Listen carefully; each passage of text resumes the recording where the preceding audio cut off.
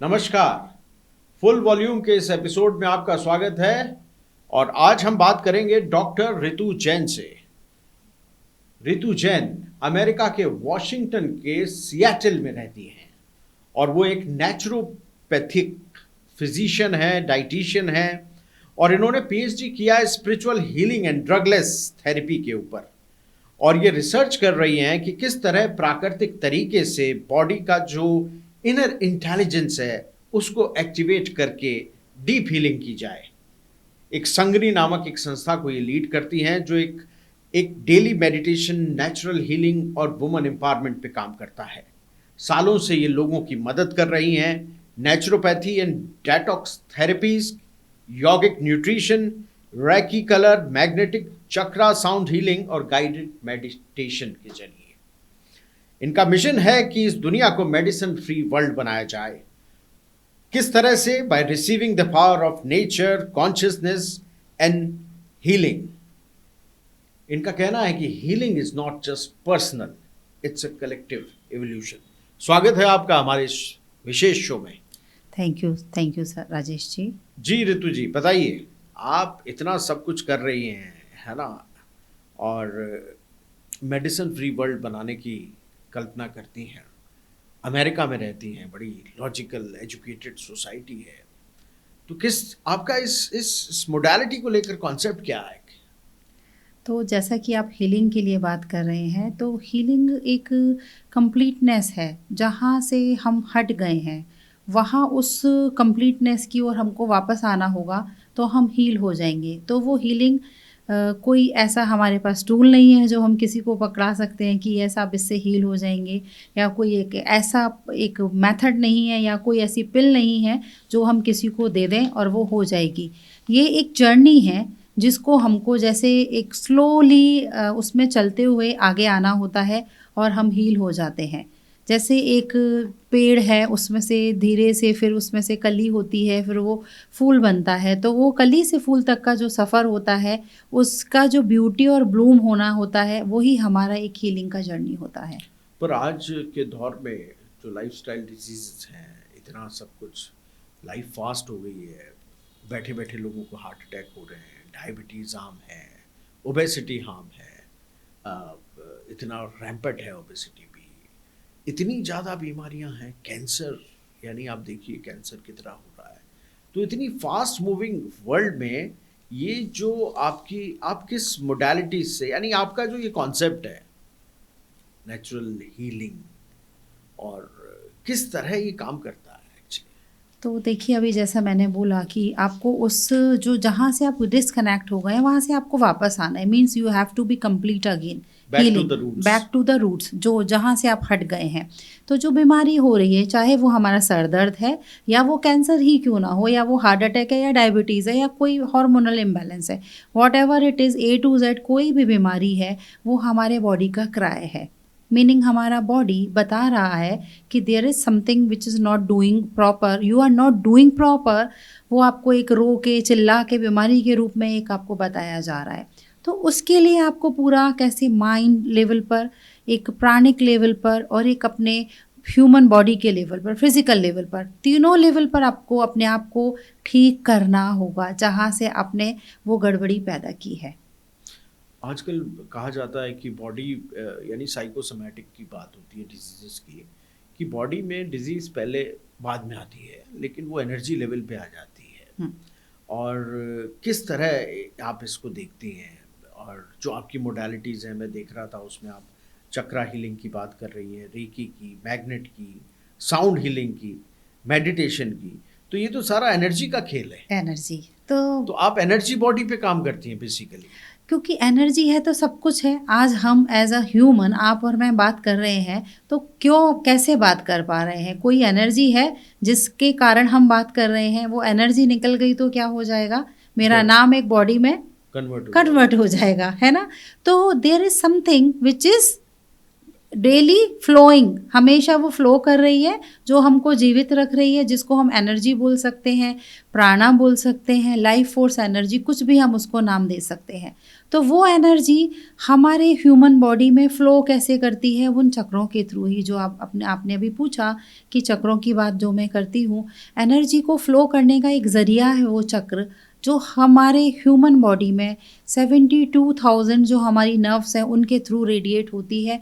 उनमें जब कोई गड़बड़ी आ रही है, वहाँ पर वो ब्लॉकेज होती है, वो हमारा एनर्जी फ्लो डिस्टर्ब हो रहा है, तो वो जो हमारा सटल बॉडीज़ हैं, जो एनर्जीज बॉडी अभी आपने पूछा, उन एनर्जी बॉडीज़ में जो ब्लॉकेजेस आ रही है, वो फिर हमारे पूरा उस चक्र और उससे रिलेटेड हमारे ऑर्गन सिस्टम और ह्यूमन बॉडी में फिर उसका इफेक्ट आता है। तो कोई भी बीमारी ऐसे ही ह्यूमन बॉडी में डायरेक्टली नहीं आती है, बाहर ह्यूमन बॉडी में दिखने से पहले वो बीमारी काफ़ी टाइम पहले हमारे एनर्जी लेवल पर वो हो चुकी होती है। तो कहने का मतलब ये है कि पूरा एक एनर्जी का चैनल है। यस। वो चैनल, बाहरी बॉडी तो एक आवरण है, अपन जो आजकल ट्रीटमेंट मोडालिटीज़ हैं वो फिजिकल सिम्टम्स और फिजिकल बॉडीज़ पे ऑपरेट करती हैं, लेकिन आपकी मोडालिटी में एनर्जी पर अभी फोकस है।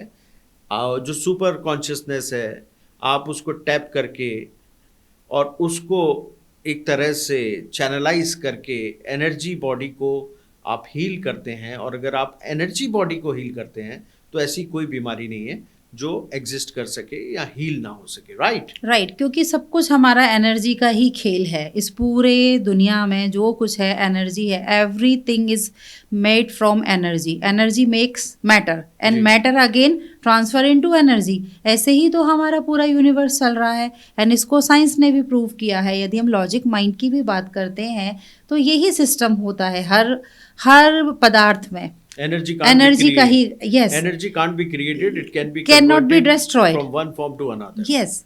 तो उसको हमने यदि ठीक कर लिया, जो भी बीमारियां हो रही हैं, यदि हम बोले एनर्जी लेवल पर, जैसे मैंने भी बताया कि फिजिकल, उसको हमारा एनर्जी लेवल और हमारा मेंटल लेवल, तीनों पर हमको देखना होता है। तो बीइंग अ नेचुरोपैथ हम लोगों का काम ही है कि हम पहले रूट कॉज में जाएं। जो भी पेशेंट हमारे पास आ रहे हैं उनका रूट क्या है डिजीज़ का। बीमारी तो है अंदर, रूट्स में है, और मैं दवाई दे रही हूँ, ट्रीटमेंट कर रही हूँ फ्लावर के ऊपर। आप बताइए क्या वो वर्क करेगा? बिल्कुल नहीं करेगा। तो यही एक नेचुरोपैथ की ब्यूटी है कि हम रूट्स में जाकर उनको चेक करते हैं कि कहाँ पर रूट में गड़बड़ी है, देन वो फ्लावर अपने आप हेल्दी होगा और उससे आने वाले सारी लीफ एंड ब्रांचेस पूरी हेल्दी ही होने वाली हैं। तो जैसे पेशेंट आपके पास आता है ना, एजुकेटेड सोसाइटी में आप रहती हैं, तो आप किस तरह उसका डायग्नोस करते हैं, किस तरह ट्रीटमेंट करते हैं, क्या मोडालिटीज़ आप कस्टमाइज्ड उसका एक प्लान बनाते होंगे? देखिए, मेरे पास कुछ ऐसा टेलर मेड तो चीज़ नहीं है कि मैं सेम ही डिज़ीज़ के यदि 4 पेशेंट आते हैं तो चारों का ट्रीटमेंट डिफरेंट हो सकता है। चारों के लिए मैं डिफरेंट हो सकता है मॉडलिटीज़ यूज़ करूँ, क्योंकि उनका जो एनर्जी का एक जो लेवल है, उनका जो एनर्जी का ब्लॉकेज है, उनका जो एटमॉस्फेयर है, वो बिल्कुल डिफरेंट होता है। सबका अलग अलग होता है। इवन एक ट्विंस में भी सेम नहीं होता। तो आप स्कैनिंग कैसे करते हैं? स्कैनिंग उनका हिस्ट्री लेते हैं, उनसे बात करते हैं, उसके हिसाब से हमको समझ में आ जाता है कि कहाँ है, क्योंकि उनके इमोशंस कहीं ना कहीं बहुत मैटर करते हैं। So there is something which is hurting them. तो वो उनका हर्ट पॉइंट क्या होता है जो क्रिएट कर रहा है उस डिजीज़ को। तो आजकल तो बड़ी ऑरा स्कैनिंग से चक्रा की स्कैनिंग हो जाती है। आजकल ड्राउजिंग भी एक मेथड है जिससे these are tools, these are external कैसे tools। चक्रास को हील, यानी अलग अलग चक्रास अलग अलग कलर से जुड़े हुए हैं, अलग अलग बीमारियों से जुड़े हुए हैं। अगर आपके रूट चक्रा में प्रॉब्लम है तो ये बीमारी होगी, स्वादिष्ठान में प्रॉब्लम है तो ये बीमारी होगी, मणिपुर में चक्रा में कुछ प्रॉब्लम है, हृदय है ना, अनाहत में प्रॉब्लम है तो अलग तरह की प्रॉब्लम्स हो सकती हैं। तो आप स्कैन कैसे करते हैं, और दूसरा फिर उसका ट्रीटमेंट मोडालिटीज़ क्या रहता है? चक्रों के ऊपर यदि हम बात करें और काम करें तो ये तो बहुत ही वास्ट हमारा टॉपिक है। Yes, subject. क्योंकि कोई भी एक चक्र की गड़बड़ी से बीमारी नहीं होती है। चक्र पूरे एक के ऊपर ऐसा अलाइन होते हैं। तो जब वो एक के ऊपर एक अलाइन है, टिके हुए हैं, आप ऐसा समझ लीजिए, व्हील मान दीजिए उनको। सो एक वो सर्कल में मूव कर रहे हैं जिसका कोई एंड नहीं है, और वो हमारे बॉडी के लिए चैनल कर रहे हैं उस एनर्जी को। यदि एक चक्र में गड़बड़ी हुई है तो उससे एसोसिएटेड उसके ऊपर नीचे के जो आसपास के चक्र हैं उनमें भी गड़बड़ी होती है। हील कैसे करते हैं? उस चक्र से रिलेटेड जो ऑर्गन है, जहां पर वो बीमारी आई है, उसका ऑर्गन सिस्टम और उससे रिलेटेड चक्रा, वो पूरा फिर ऐसे नेटवर्क है जिसको हम कनेक्ट करते हैं और हील करते हैं। कोई भी पेशेंट एक सर दर्द के लिए भी यदि मेरे पास आ रहा है तो सिर्फ सर दर्द का ट्रीटमेंट नहीं होता, उससे वो पैकेज लेकर आता है बहुत सारी बीमारियों का, जो मुझे निकालना होता है कि कहाँ है एग्जैक्टली। क्योंकि हमारा हेड है, तो अब मैं देखूँ तो ईएनटी सिस्टम यहाँ पर पूरा मेरा कनेक्टेड है, और उससे तो 3 चक्र और मेरे कनेक्टेड होते हैं। तो क्या एक चक्र पर वर्क करके वो हो जाएगा? नहीं होगा। तो ये जो नेचुरोपैथी की ब्यूटी ही है, कंप्लीटनेस में लेकर आना है। तो हीलिंग इसलिए मैंने बोला, कोई ऐसा टर्म नहीं है, कोई टैबलेट नहीं है, कोई ऐसा ट्रिक या टूल नहीं है जो दे दिया जाए और हो जाए। वो होलनेस और कंप्लीटनेस की तरफ आना है। तो इट्स अ जर्नी सर। तो आप चक्रा कैसे हीलिंग करती हैं? चक्र हीलिंग अगेन वही मैंने बताया कि आपकी कोई बीमारी है, से सपोज आपका कोई बोन का इशू है, से कोई पेशेंट आता है बैक पेन के लिए हमारे पास आ रहा है, तो बैक से रिलेटेड हमारा मेन क्या है? रूट चक्र। रूट चक्र हमारा एसोसिएट करता है हमारा जो भी बोन से रिलेटेड इश्यूज हैं। तो अब वो स्पाइन, पूरी स्पाइन उसके अंदर कवर हो रही है, उसका बैक कवर हो रहा है जहाँ पर उसको पेन हो रहा है, उसके कारण उसके इमोशन क्या है उस पर हम वर्क करते हैं। जब हम इमोशंस पर वर्क करते हैं उनको वो समझना होगा कि वो ग्राउंडिंग, वो रियलिटी जो है उनको एक्सेप्ट नहीं कर रहे हैं, उसमें उनको लेकर आना है। एक उल्टा काम होता है जी। तो वो उनके इमोशंस हील हो रहे हैं, तो माइंड उनका शांत हो रहा है, वो एनर्जी का जो फ्लो गड़बड़ हो रहा है, जो चक्रों में गड़बड़ी आ रही है, वो चक्र हील हो रहा है और वो ऑर्गन अपने आप हील हो जाता है। बहुत बढ़िया। तो इसमें मेडिटेशन का बड़ा रोल है। मैं देख रहा हूँ आप पीएसएसएम से भी जुड़ी हुई हैं, और पीएसएसएम जो है वो ब्रह्मऋषि पत्री जी का ऑर्गेनाइजेशन है, उनके द्वारा फाउंडेड ऑर्गेनाइजेशन है, जो कि आनापानासती मेडिटेशन के ऊपर बेस्ड है। तो उसमें भी सांसों के ऊपर फोकस करके आप, उससे भी वो कहते थे कि जो यूनिवर्सल कॉन्शियसनेस है, क्योंकि आप कॉन्शियसनेस पे भी काम कर रहे हैं, तो उससे अपन बॉडी को हील करते हैं। तो उससे क्या चक्रास अलाइन हो जाते हैं? यानी मेडिटेशन का भी हीलिंग में कितना बड़ा रोल है? बहुत बड़ा रोल है। पीएसएसएम डिवाइन शाइन मेरा खुद का हमारा एक प्लेटफॉर्म है जिस पर हम डेली ध्यान करते हैं, हमारा स्वाध्याय होता है और डिफरेंट हेल्थ हमारे सीरीज उसमें होते हैं। तो आनापानासती मेडिटेशन ही उसका बेस है, वो हम करते ही हैं। मेडिटेशन में हम क्या कर रहे हैं? हम अपना पूरा अपने साथ में हम कनेक्ट हो रहे हैं। बिकॉज क्या होता है, हम मैक्सिमम टाइम हम लोग बाहर की साइड होते हैं, मीनिंग इस वर्ड में, इस फिजिकल कॉन्शियसनेस में होते हैं। दिमाग चलता रहता है, एनर्जी वहाँ ड्रेन होती है। और जो वाइटल एनर्जी जो आपने स्टार्टिंग में हमने बात की, वो तो 24/7 इस यूनिवर्स में फ्लो हो रही है, अवेलेबल है, फ्री ऑफ कॉस्ट। उसको कैसे यूज करना है, कैसे टैप करना है, पिरामिड से टैप करें या वैसे ही कैसे ही वो आप मेडिटेशन से टैप करें। आनापानासती मेडिटेशन, जिसमें हम अपना कॉन्शियसली बैठकर अपनी सांसों के साथ कनेक्ट होते हैं। क्योंकि अगेन हमारे इस ह्यूमन बॉडी के लिए हमारा रिमोट कंट्रोल किसके पास है? सांसों के पास है हमारे। उन सांसों से जब हम कनेक्ट हो रहे हैं तो वो वाइटल फोर्स एनर्जी हमारे उन 72,000 नर्व्स के थ्रू हमारे चक्रों में एंटर करती है, उस एरिया में एंटर कर रही है जहाँ पर वो ब्लॉकेजेस है। वहाँ पर वो एक फोर्सली वो एनर्जी वहाँ पर जाती है और वो क्लीन कर रही है, जैसे कि वो ड्रेनेज हो रहा है। वहाँ से वो जब क्लिटर है, जो भी वेस्ट है वो हट रहा है, ब्लॉकेजेस रिमूव हो रही हैं, डिजीज अपने आप ठीक होती है। So meditation is a best tool, best way to heal your body, your mind, again your soul.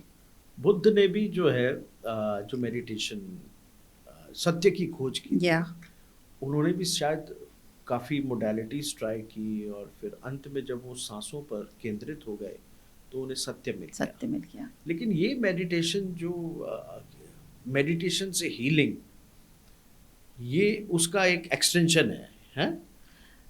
Extension नहीं आप ऐसा बोल सकते, क्योंकि बुद्ध ने भी आनापानासती मेडिटेशन किया था, या आप महावीर को ले लीजिए, उन्होंने भी साधना। लास्ट में क्या हो रहा है मेडिटेशन में, आप अपनी सांसों अपने साथ कनेक्ट हो रहे हैं, अपने मतलब अपने सोल के पास आ रहे हैं, जो आपका अस्तित्व है। ह्यूमन बॉडी हमको तो वो एक हमारे सोल के लिए ज़रिया है, जिसमें वो सोल रह रही है ना, एक मीडियम है, एक आप उसको बोल सकते हैं व्हीकल है, बट वो नहीं है हम। We are not body, we are soul. तो जब हम अपनी ओरिजिनलिटी के, अपनी जो खुद की हमारी ब्यूटी है उसके करीब आते हैं, तो वो ब्लिस तो हमको मिलेगी ही। तो आपको लगता है कि लोगों को सोल कॉन्शियसनेस को एक्टिवेट करने की आवश्यकता है? बहुत आवश्यकता है, बहुत। यानी आप जितना फोकस मेडिसिन में, थेरेपीज में कर रहे हैं, उतना आप अपने ऊपर वर्क कर लें तो आपको रिजल्ट बहुत जल्दी मिलेंगे। बिल्कुल। होता क्या है, हमको यदि हार्ट में कुछ प्रॉब्लम आया है तो हम क्या जाएंगे, कार्डियोलॉजिस्ट के पास जाएंगे। हार्ट में प्रॉब्लम, अब मेरे नज़रिए से आप देखेंगे तो अगेन जो मैंने बताया मेथड, कि कौन सा इमोशन है जो आपके हार्ट को ब्लॉक कर रहा है, कौन सा ऐसा लविंगनेस का जो आपका नेचर है, ह्यूमन नेचर है, उस अनकंडीशनल लव से आप दूर हो रहे हैं, कौन सी ऐसी बात है जो आपको पिंच कर रही है ना। तो ये सारा बर्डन, ये सारे ब्लॉकेजेस कौन कर रहा है, हमने क्रिएट किए हैं। हम उसको अपने ऊपर ले रहे हैं, हम उसको लेकर चल रहे हैं, इवन ढो रहे हैं, और जाते हम किसके पास है, कार्डियोलॉजिस्ट के पास। कार्डियोलॉजिस्ट कैसे ठीक करेगा, बात को तो मैंने पकड़ा है, को पतला करके स्टंट लेकिन लगा के, एनर्जी को कोई भी डॉक्टर, कोई भी मेडिसिन उसके ऊपर वर्क नहीं कर सकती है, उसके ऊपर वर्क तो आपको ही करना होगा। आपका कहना है कि अब जो मेडिकल फर्टिलिटी है उसको एनर्जी लेवल पे भी सोचना चाहिए? सोचना नहीं, करना ही है, क्योंकि एनर्जी, मैंने अभी बताया, every matter is makes from the energy. और जो साइकोसोमेटिक हमारा डिजीज, अभी हम साइंटिफिक भी प्रूव हो चुका है, तो एनर्जी लेवल में ही कोई डिस्टर्ब, साइको मीन्स हमारे माइंड में, हमारे सोच विचारों में, वहाँ कुछ डिस्टर्बेंस आ गया है, तभी वो हमारा प्राणा में और वो हमारे सटल बॉडीज से होते हुए हमारे फिजिकल बॉडीज में डिस्टर्बेंस दिख रहा है डिजीज के थ्रू। मैम, ये आजकल डायग्नोसिस भी एक बहुत बड़ा इशू है।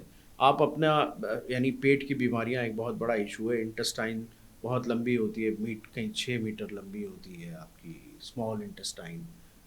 तो कहीं कुछ हो जाए, आप अंदर तक तो पहुंच ही नहीं सकते।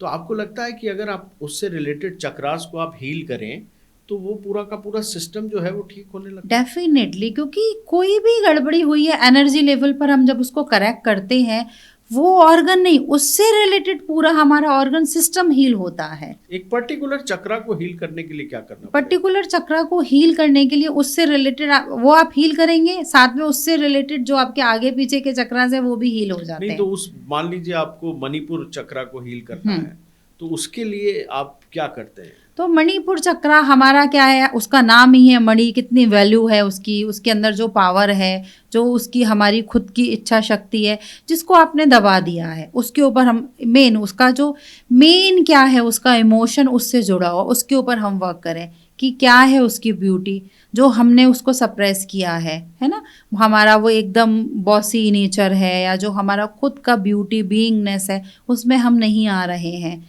तो हम एक अपने आप को ब्लेमिंग में, अपने जजमेंट उस वाले मोड में चले जा रहे हैं। तो उससे फिर हमारा क्या हो रहा है, पैनक्रियाज भी इफ़ेक्ट हो रहा है, हमारा लिवर इफ़ेक्ट हो रहा है, हमारा जो उससे जुड़े हुए हमारे इंटेस्टाइन है, सबके ऊपर इफ़ेक्ट आ रहा है, फिर वो डायबिटीज़ हो या फिर आपका इंडाइजेशन हो। ओके। तो मैम, किस तरह के बीमारियां आपके पास पेशेंट लेकर आते हैं, और यानी कौन कौन सी बीमारियां आप हील करती हैं जिसमें रिजल्ट्स लोगों को काफ़ी अच्छे मिलते हैं? और क्या कुछ नेचुरल रेमेडीज़ भी हैं, कुछ हर्ब्स भी हैं जिनका सपोर्ट आप लेती हैं हीलिंग प्रोसेस में?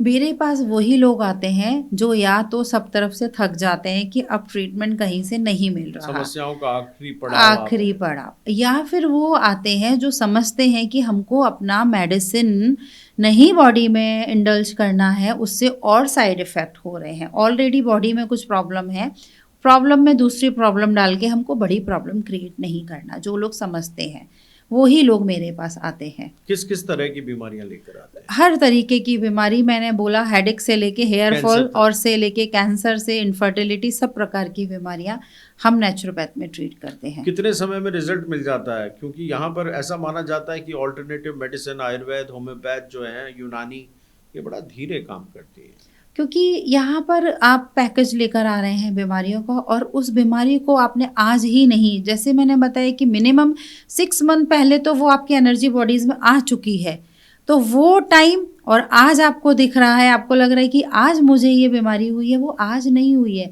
उसके पीछे जाके उतना हमको 10% टाइम तो देना ही होता है।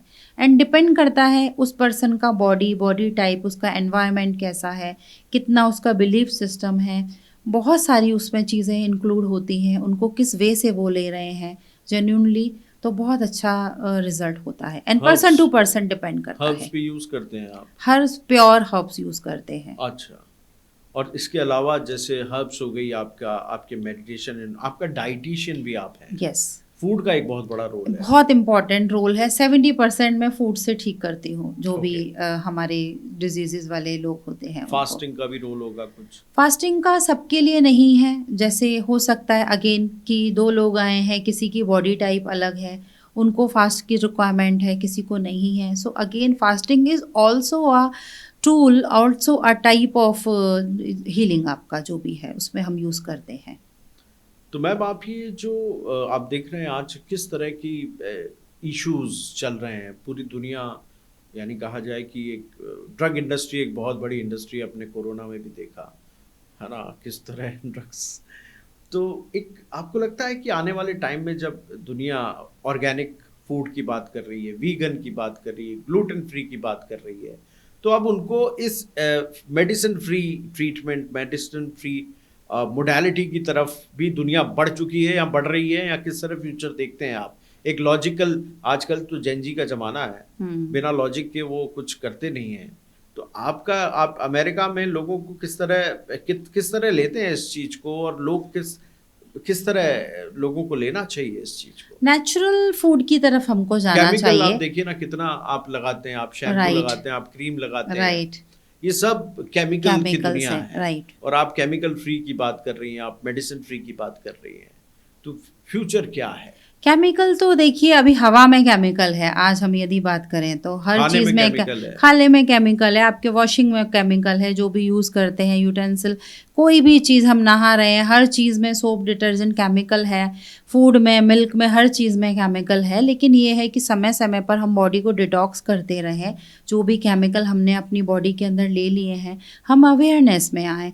जो भी ग्लूटेन फ्री है आपका, ऐसा जो डाइट के लिए आ जाता है कि सबको मिल्क यूज़ नहीं करना है, आपको लैक्टोज फ्री डाइट लेना है, आप तो क्यों लेना है? क्योंकि ग्लूटेन में भी यदि वीट का हम बात करते हैं, किसी अनाज की बात करते हैं, उसमें भी कोई प्रोटीन है।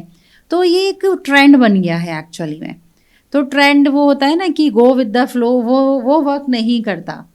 नहीं, बड़े जो अमीर वर्ग हैं उनका भी एक झुकाव इसकी तरफ है, क्योंकि वो ऐसा हो गया ना कि मीडिया पे किसी ने आके बोल दिया, टीवी में किसी बड़े जो भी है पर्सनालिटी या कोई एक्टर एक्ट्रेसेस ने, कि तो बस लोग ब्लाइंडली फॉलो करना स्टार्ट करते हैं। राइट, जैसे कि ऑलिव ऑयल बोल दिया कि बहुत ज़्यादा हमको ऑलिव ऑयल यूज़ करना है, उसका अच्छे से ऐड आ गया और इंडिया में हम यूज़ कर रहे हैं, जबकि हमारा क्लाइमेट है ही नहीं इंडिया का उस ऑयल को यूज़ करने के लिए, ना ही हमारी कुकिंग होती है इंडियन कुकिंग जिसमें ऑलिव ऑयल को यूज़ किया जाए। तो थोड़ा सा ब्रेन भी हमने यूज़ करना है कि हमारे इंडिया में इतना अच्छा तिल होता है, सरसों होता है, जो ऑलिव ऑयल से भी 10 टाइम्स ज़्यादा बेटर है, और हम कैसे वो फैसिनेटेड और फैंसी डब्बाबंद फूड्स की तरफ जा रहे हैं। वो मॉडर्नाइजेशन और जो वेस्टर्न कल्चर है उसको यहाँ पर अपनाया जा रहा है। वेस्ट में हम देखेंगे तो पूरा लोकल और सीजनल फ्रूट की तरफ ही जाते हैं, वहाँ पर खुद पिक करके आते हैं हम लोग फार्म से, जो बेरीज होता है, चेरी है, वो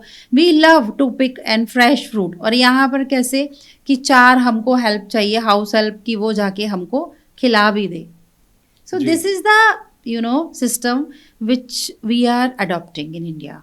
तो आप क्या देखती हैं? आप देखिए कि कितनी मेडिसिन जो है कितनी एक्सपेंसिव हो चुकी हैं। गरीब आदमी राइट बुखार के लिए जाता है तो डॉक्टर पूरा प्रोटोकॉल लिख देते हैं, पेंटाप्रोजोल से लेकर विटामिन तक उसमें होते हैं, एंटीबायोटिक तो मेन उसका फैक्टर होता है। तो ये जो पे नहीं कर सकते वो ऑल्टरनेटिव मेडिसिन की तरफ जाते हैं। आपको लगता है कि उनको मेडिटेशन और नेचुरल हीलिंग से जाएंगे तो ना तो वो बीमार होंगे, और बीमार होंगे तो ठीक हो जाएंगे? अवेयरनेस की बहुत ज़रूरत है हमको, अवेयरनेस, क्योंकि मेडिटेशन में, नेचुरल हीलिंग में आपको कोई कॉस्ट नहीं देनी है। जो हमारी वाइटल एनर्जी है उसके लिए तो कुछ पे नहीं करना है, पे करना है तो आपकी अटेंशन। आप अवेयर होइए, उसको जो भी आपके आसपास हैं उन लोगों को बताइए, और पेशेंस बहुत है, रखना ज़रूरी है। पेशेंस और आपका बिलीफ सिस्टम, 2 चीज़ें हैं तो ये सिस्टम वर्क करता है, अदरवाइज वर्क नहीं करेगा। आपको भरोसा ही नहीं है, लगता है ना कि, और पेशेंस नहीं है कि वो एक सेरेडोन खा के ही मुझे तो हेडेक अपना ठीक करना है, शॉर्टकट, या फिर हम हाफ एन आवर मेडिटेशन कर लें। ये भी बहुत, choice is yours, choice is your. और एक केमिकल फ्री ट्रीटमेंट की तरफ आप जा सकते हैं, क्योंकि बहुत बड़ा महंगा ये मोडालिटी है।